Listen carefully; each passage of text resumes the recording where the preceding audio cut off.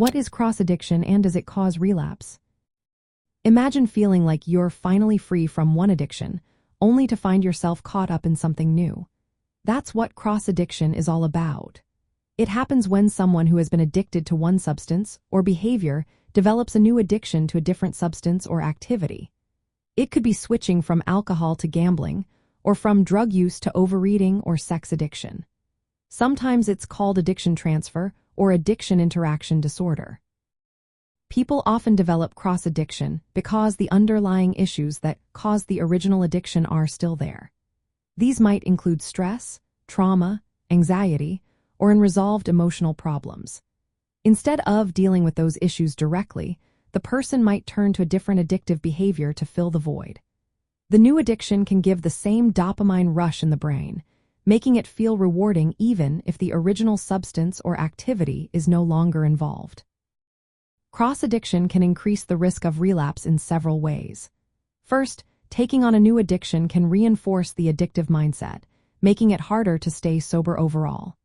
Second, the new addiction might trigger cravings or emotional states that lead back to the original substance or behavior. For example, overeating might lead to feelings of guilt or shame, which then make someone want to use drugs again. Third, it can prevent someone from fully working through the root causes of their addiction. If they're focused on avoiding one substance but replace it with another, they might not be addressing the real issues. From a relapse prevention point of view, it's important to recognize the signs of cross-addiction early. These signs include developing new compulsive behaviors after stopping the original addiction, using one behavior to manage cravings from another, or avoiding emotional work that might help resolve underlying issues. Increased stress, mood swings, or emotional distress can also be warning signs. To prevent relapse, ongoing monitoring and support are key. Recovery programs often focus on more than just abstinence. They include therapy to work through trauma, develop healthy coping skills, and identify triggers that could lead to substitution. Building a strong support network and engaging in holistic treatment approaches can help avoid falling into the trap of cross-addiction.